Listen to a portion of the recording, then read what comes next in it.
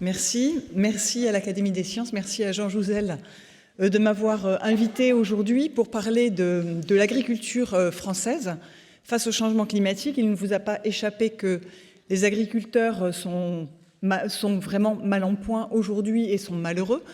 L'agriculture est à la fois cause et victime du changement climatique et elle est aussi source de solutions.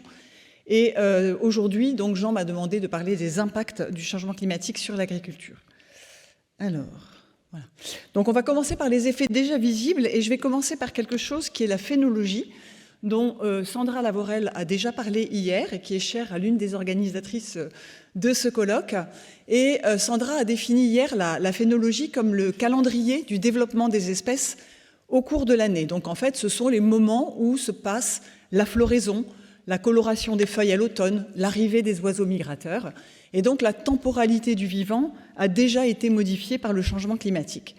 Alors l'un des marqueurs assez emblématiques et une figure qui est assez belle, qui est utilisée et qui a été utilisée dans le dernier rapport du GIEC, c'est la date de floraison du cerisier du Japon à Kyoto, dont la date est enregistrée depuis plusieurs siècles.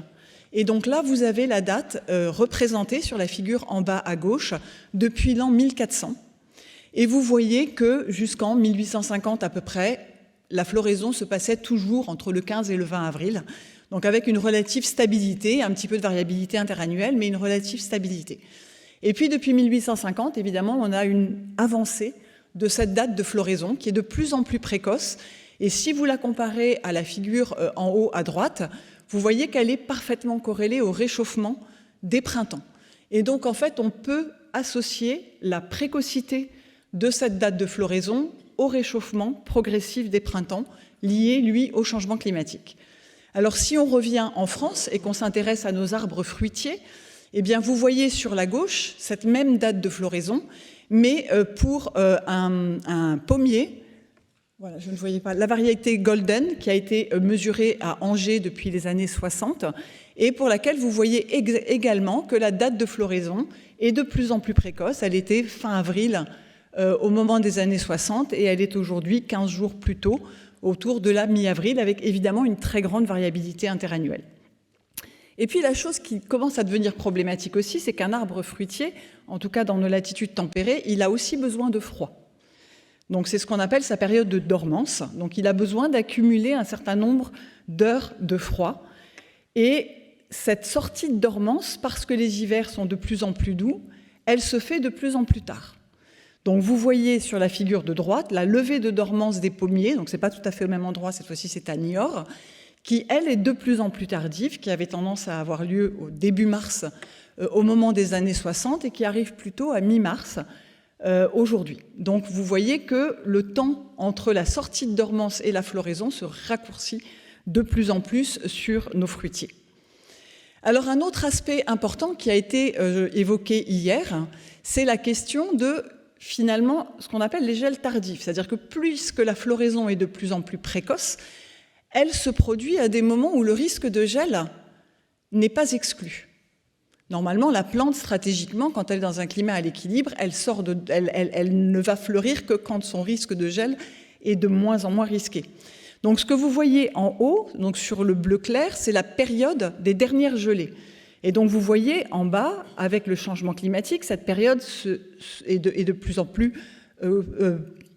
dans l'hiver, je dirais. Les dernières gelées sont de moins en moins tardives.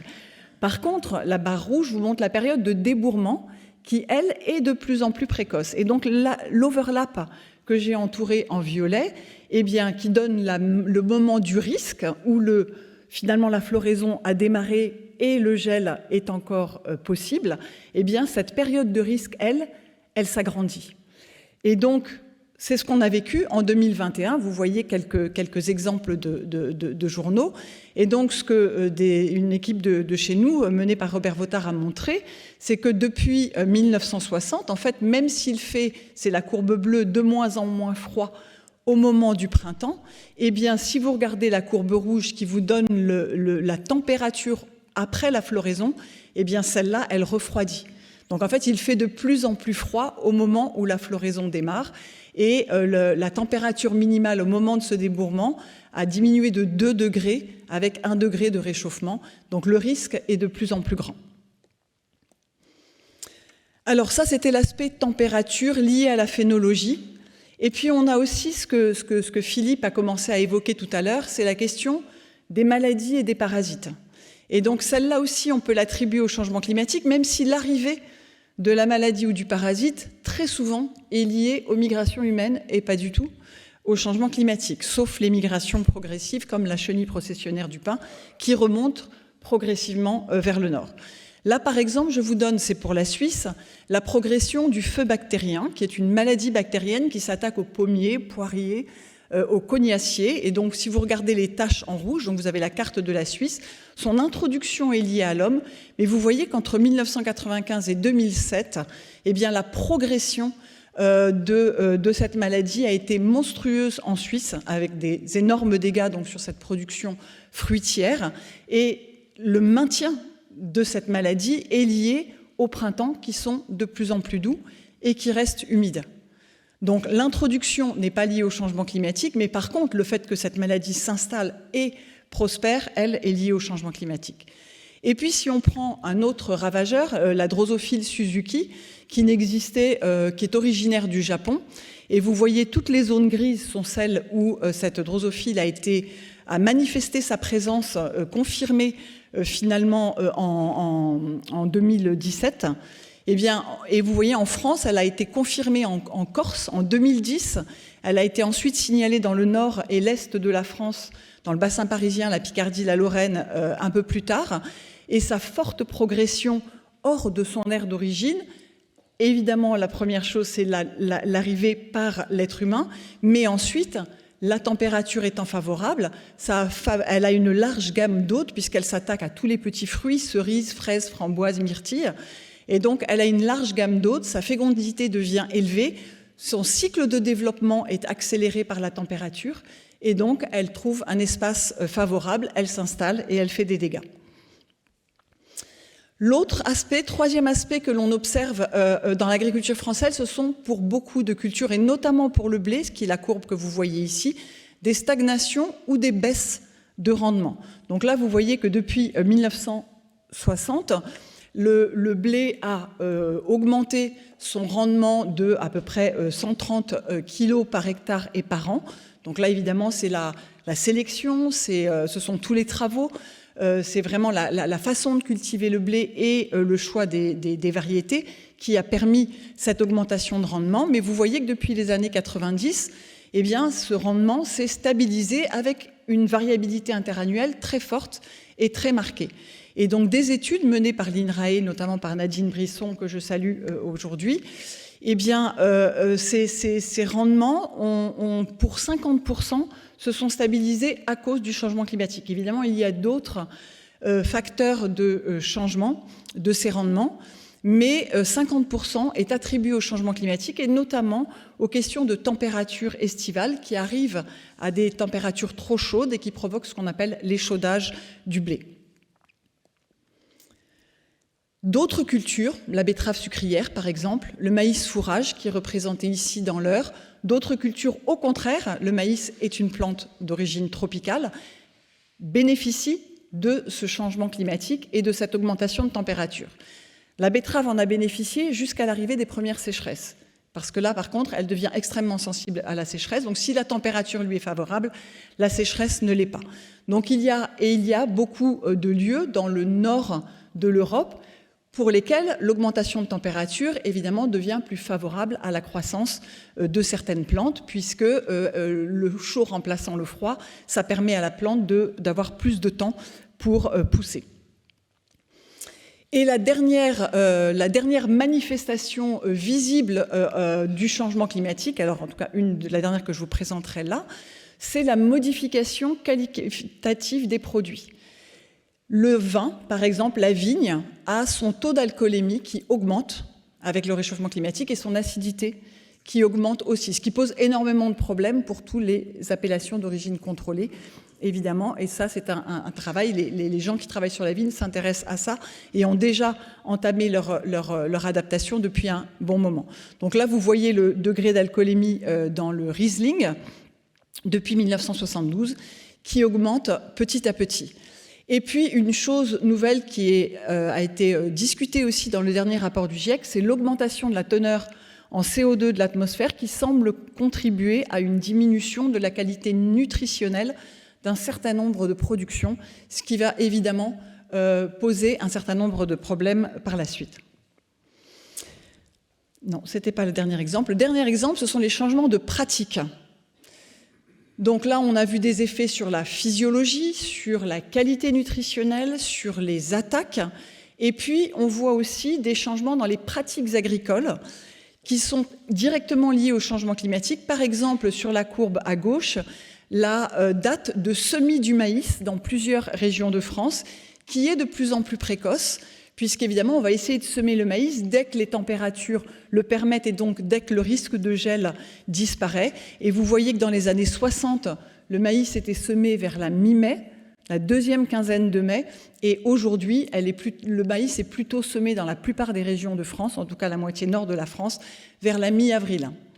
Et puis les vendanges, on a parlé de la vigne tout à l'heure, la date des vendanges, représentée en bas à droite par les dates de vendange du Châteauneuf-du-Pape, eh bien, on a une précocité de 1 mois en 50 ans. Donc là aussi, c'est vraiment un signe de changement climatique, la température accélérant le moment où le raisin peut être récolté.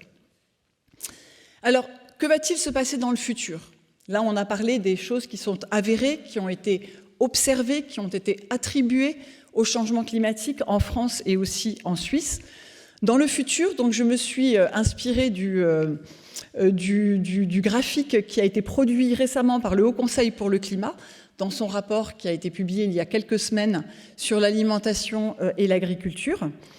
Alors, je vais commencer par ce qui a été baptisé de déplacement des zones agroclimatiques. Valérie Masson-Delmotte l'a un peu abordé hier dans son exposé. Il fait graduellement plus chaud. Il fait graduellement plus chaud, donc on a un déplacement des zones climatiques vers le nord. Donc ça veut dire quoi? Ça veut dire peut-être des pistaches et des amandiers dans le sud, plus tard en France. Mais il faut préparer les filières. 30 ans pour vraiment que ça devienne opérationnel. Donc la filière, elle doit être préparée dès maintenant. De la vigne plus au nord. Ça a déjà démarré. Les Anglais commencent à faire du vin. Mais c'est aussi plus de jours disponibles pour cultiver. Quand vous réchauffez un sol, vous avez une possibilité peut-être de faire 3 cultures en 2 ans. Donc vous avez plus de moments pour lesquels que vous pouvez utiliser pour cultiver. C'est aussi, nous l'avons vu tout à l'heure, une migration vers le nord des pathogènes et des ravageurs. Ce sont des ravageurs plus virulents puisqu'il y a une survie hivernale et qu'en plus, ils font plus de générations par an. Tout à l'heure, Philippe évoquait les scolites. Les scolites, effectivement, dans une année chaude, eh bien, au lieu de faire 1 génération par an sur l'épicéa en plaine, ils vont en faire 2 et peut-être 3. Et donc, avec le changement climatique, ça fait plus de scolites qui vont attaquer les arbres. Ensuite, nous avons parlé des gels tardifs, je ne reviendrai pas là-dessus. Donc ça, effectivement, c'est un risque qui va continuer d'être présent. Les vagues de chaleur, il fait plus chaud, graduellement, mais aussi avec des extrêmes beaucoup plus chauds, jusqu'à trop chaud. Le trop chaud, c'est quoi le trop chaud? Le trop chaud, c'est le dépassement plus fréquent de seuils qui sont stressants. Stressants pour les plantes, stressants pour les animaux d'élevage, comme stressants pour nous, les humains. Donc ça veut dire une mortalité accrue des cheptels. On a parlé de l'alcoolémie des vins qui augmente, mais ça veut dire aussi plus de canicules avec des fréquences plus importantes, ça veut dire une plus grande instabilité des rendements. Et des études aux États-Unis ont montré que finalement, une année extrême avec des rendements très bas provoqués par des événements extrêmes, on met plus de 5 ans à les rattraper avec des bonnes récoltes derrière. Donc ça pose des vrais problèmes de stabilité aussi de l'économie du monde agricole. Et puis des choses dont on parle un petit peu moins, ce sont des difficultés de travail dans les champs. Quand il fait vraiment chaud, pour l'agriculteur, c'est difficile, mais on a vu des incendies, notamment sur le plateau de Saclay il y a quelques années, de tracteurs, puisque le tracteur, son moteur, il n'est pas fait pour fonctionner au-delà de certaines températures. Donc ça provoque des court-circuits et ça provoque des incendies. Les sécheresses, des sols de plus en plus secs, donc là je pense que Agnès Ducharne en parlera un petit peu plus tout à l'heure, mais ça va évidemment affecter les besoins en irrigation, ça va affecter les plantes, Philippe Siey l'a mentionné tout à l'heure, parce qu'elles réduisent leur photosynthèse pour éviter de rentrer en dessiccation et donc éviter de flétrir. On a des difficultés de semis au printemps, même sur le plateau de Saclay, qui est quand même relativement humide. J'entends de plus en plus des agriculteurs qui me disent on ne peut plus réussir nos semis de printemps, la croûte de sol est vraiment trop sèche. Donc ça aussi, ce sont des questions qui sont en train d'arriver et qui vont perdurer. On a des difficultés, bien sûr, pour l'abreuvement des animaux. Et puis, on a des baisses de rendement fourrager et donc probablement des conséquences sur peut-être l'importation de fourrage. Et l'autre pendant du changement climatique, c'est trop de sécheresse, mais aussi éventuellement de plus en plus d'inondations, et des inondations d'autant plus importantes si le sol n'est pas bien cultivé ou n'est pas bien protégé, et donc avec un sol qui a une très faible infiltrabilité. Dans ce cas-là, ça veut dire une augmentation des risques d'érosion, un risque de pourrissement des semis ou des cultures qui n'ont pas encore été récoltées, et puis un problème de travail dans les champs, puisque les tracteurs étant de plus en plus lourds, leur portance fait que si le champ est humide, eh bien, ils ne peuvent absolument pas rentrer pour leurs travaux des champs. Alors pour conclure, je vais résumer sur 3 points. Le premier point, c'est que le changement climatique affecte déjà et continuera d'affecter la croissance et le développement de la plante, avec une plus grande variabilité interannuelle des rendements, va continuer d'affecter aussi la croissance et le développement des bioagresseurs et des maladies. C'est d'autant plus important dans un monde comme aujourd'hui où nous prônons et nous espérons parvenir à arrêter l'utilisation de produits phytosanitaires. Je pense que Sandra Lavorel hier a bien démontré l'importance que cela avait pour le maintien de la biodiversité. Et puis le changement climatique affecte les pratiques agricoles, les dates de semis, les dates de récolte, la capacité de travailler, la capacité d'entrer dans les champs, les horaires de travail. Mais il y a aussi de nouvelles opportunités. On peut importer des variétés du Sud, à condition de préparer les filières dès maintenant. On a une période de culture qui s'allonge. Pourquoi pas envisager 3 cultures sur 2 ans? Il y a déjà beaucoup de pays du monde qui font 2 à 3 cultures, 2 cultures par an ou 3 cultures sur 2 ans. Mais mon point de vigilance ici, c'est attention au risque de maladaptation, attention à ne pas faire qu'une adaptation incrémentale en mettant des pansements. C'est ce qu'on fait aujourd'hui, mais ça ne suffit pas. Et aussi en faisant des choix de solutions qui soient durables dans le temps. Je vous remercie.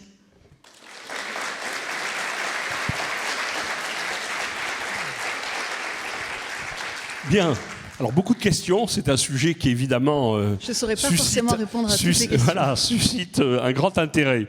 Alors, il y a beaucoup de questions autour, évidemment, de l'adaptation au changement, puisque, voilà, le problème. Alors, je vais poser la question la plus générale d'abord, et puis après, je vais aller de façon plus spécifique à d'autres questions. Alors, la plus générale, c'est en fait un problème de cinétique. C'est combien de temps faut-il à une espèce pour s'adapter à des changements climatiques? Autrement dit, quelle est l'échelle de temps où une espèce finira par évoluer dans la bonne direction, subissant les contraintes dues au changement climatique? Alors, la première chose que je voudrais dire, c'est sur les grandes cultures, par exemple les céréales, eh bien, c'est le temps de la sélection variétale. Et ce temps de la sélection variétale, c'est à peu près une quinzaine d'années. Voilà, ok. Voilà. D'accord. Après, pour ce qui est des essences pérennes, la vigne, les arbres, là, je sèche. Je pense que c'est plutôt de l'ordre de quelques décennies. D'accord. Donc, on a vu qu'effectivement, il y avait une évolution des espèces qui vont plus au nord quand elles sont des espèces du sud, ou que peut-être faut-il provoquer. Alors là, il y a une question sur la nature du substrat rocheux ou du sol. Est-ce que selon la nature du sol, cette migration du sud vers le nord, elle est favorisée ou défavorisée? Est-ce que c'est un paramètre important? Alors je pense que là, ce sont toutes les études qui sont faites notamment aussi par les semenciers. Ce sont des travaux et par les chercheurs de l'INRAE, ce sont des travaux à faire. Il est clair que toutes les cultures du Sud ne seront pas adaptables plus au nord. Donc là, ce sont Alors, je sais que l'amandier, je me retourne un peu vers Marion, qui aura peut-être beaucoup plus de réponses que moi, mais tout ce qui est amandier, pistachier, je pense que c'est déjà en train d'être fait dans le sud de la France. L'olivier qui remonte en Aquitaine aussi, ça passe. Après, oui, peut-être que toutes les cultures ne fonctionneront pas. Mais le sorgho, par exemple, est aussi une plante qui pourrait remplacer le maïs dans beaucoup de régions de France. Bien, alors il y a évidemment beaucoup de questions sur les solutions, sur les solutions possibles. Alors, il y a tout un tas de questions autour des usages, bien sûr, et en particulier du compromis entre l'usage des intrants pesticides et autres pour lutter contre les effets néfastes du changement, et puis changer d'autres pratiques. Donc les pesticides, est-ce que c'est toujours mauvais ou au contraire ça aide à s'adapter aux problématiques posées par le changement climatique? Les pesticides pour la biodiversité, pour l'écologie des sols, de l'air, des eaux, c'est mauvais. Voilà. Je pense que Sandra l'a bien dit hier, ce sont des molécules qui tuent le vivant, sauf le vivant que l'on a adapté. Donc effectivement, alors maintenant il y a la question de la stabilité de l'agriculture et il y a la question de... Mais aujourd'hui nous sommes arrivés dans un monde où on fait de l'ingénierie du vivant, mais en faisant de la monoculture avec une seule variété. Et donc on sait que c'est un fonctionnement qui n'est pas très résilient à la fluctuation de la météorologie et du climat. Donc, mais par ailleurs, on sait cultiver de manière plus agroécologique, en faisant des mélanges variétaux, en introduisant de la biodiversité, en faisant des couvertures du sol permanentes, en ayant différents niveaux d'enracinement de nos plantes, différents étages.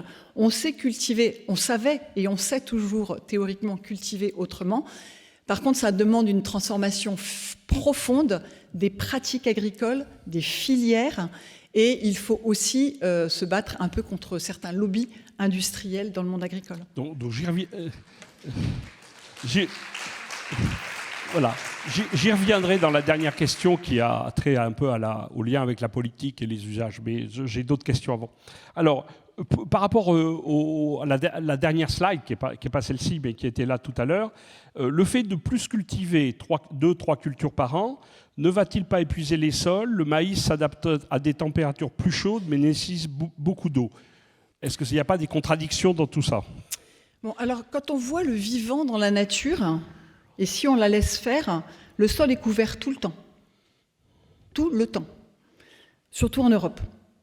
Donc, en fait, il suffit de couvrir tout le temps le sol pour faire en sorte qu'il se régénère en permanence aussi par tout ce qu'il y a dessous, toute la matière vivante, toute la biomasse qui va pousser sous la surface du sol.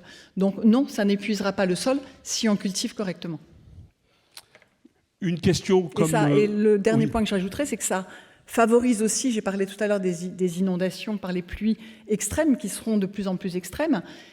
Ça permet aussi de faciliter l'infiltration de cette eau dans les sols, d'avoir un sol couvert tout le temps, d'avoir un couvert étagé.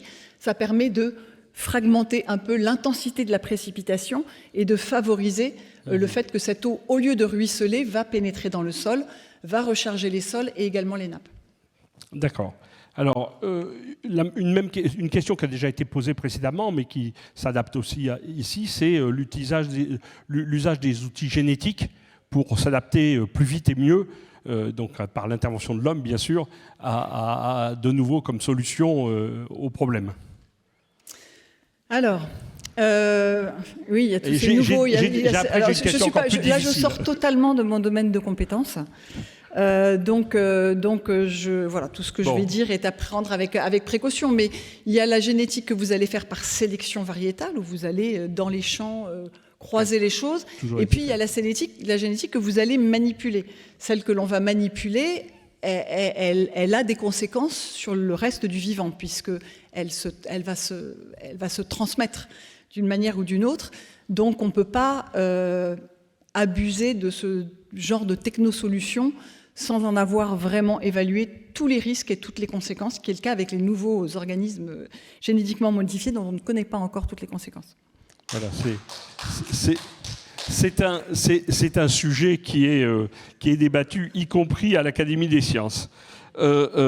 Alors, une question évidemment un peu politique, c'est les bassines. C'est bon ou c'est mauvais? Je crois que je vais botter en touche et laisser la place à Agnès, qui va tout à l'heure parler d'eau. Bon, je la garderai pour plus tard. Et la dernière question, on a juste un peu de temps pour y répondre. Agnès, c'est la question plus générale sur la prise en compte dans les politiques publiques, au niveau de la France et de l'Europe, hein, bien sûr, dans le cas de l'agriculture, de cette anticipation de changement. Est-ce que réellement, les politiques publiques prennent en compte l'évolution qu'on peut imaginer dans les années futures, compte tenu de ce qu'on connaît des modèles et des prédictions? Alors, je vais là aussi, je sors complètement de mon domaine de compétences, mais j'ai tendance à dire non. Non, parce que nous restons dans des politiques publiques qui sont réactives et non pas transformantes. Donc, en fait, on continue à mettre des pansements. Et la question du génétique, numérique, robotique, très chère à un ministre précédent, Julien de Normandie pour ne pas le nommer, c'est quelque chose qui est une des solutions, mais ça reste quelque chose qui est de court terme. Ce n'est pas une vision de long terme. Donc les politiques publiques doivent absolument s'emparer du long terme. Je vous ai dit tout à l'heure, une filière, ça se prépare 30 ans à l'avance. Préparer les filières de demain pour l'agriculture de demain en France, on aurait dû le faire il y a plus de 15 ans. Il faut le faire aujourd'hui pour 2050. C'est impératif. Merci beaucoup.